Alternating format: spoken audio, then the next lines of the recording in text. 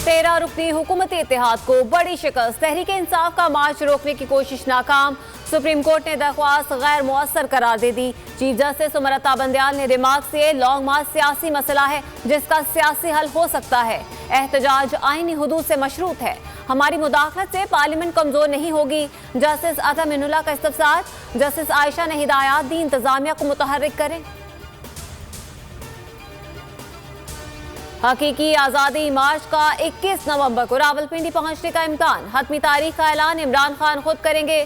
Transport, खाने पीने और क़याम से मुताल्लिक़ कमेटियां कायम की जाएंगी। पार्टी रहनुमाओं को 15 से 20 लाख अफराद लाने का टास्क।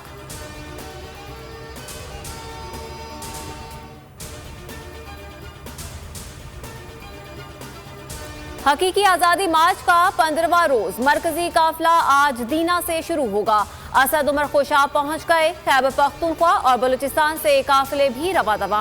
पेशावर के हश्त नगरी चौक पर पीटीआई सियासी पावर शो करेगी। मरकजी और सूबाई कायदीन खिताब करेंगे। इमरान खान का वीडियो लिंक भी सुनेंगे।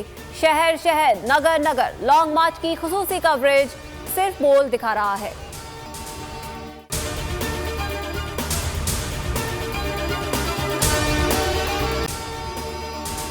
अगर आपको ये वीडियो पसंद आए तो लाइक पर क्लिक करें।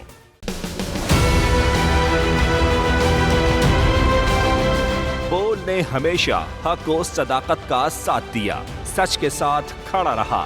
हम हैं मिसाल अब्र, मगर इस हवा से हम डर कर सिमट ही जाएंगे, ऐसे भी हम नहीं। बड़ी मुश्किलात, बड़े बड़े चैलेंजेस, सिर्फ बोल खड़ा रहा, बोल डटा रहा।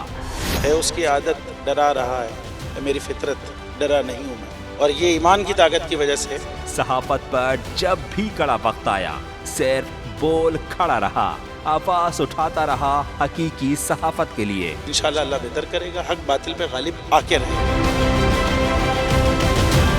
बोल को है जरूरत अवाम के दुआओं की। मार्च होगा आई लव बोल। बोल को वेलकम करेगा। आजादी मार्च के लिए बोल को मैं दाद देना चाहता हूँ। बहुत अच्छी कवरेज की है, ये मार्च की तो जबरदस्त कवरेज है, बोल की प्रॉब्लम सबसे बेस्ट। इजहार आसाती के लिए, पाकिस्तान के लिए, पाकिस्तानी अवाम के लिए।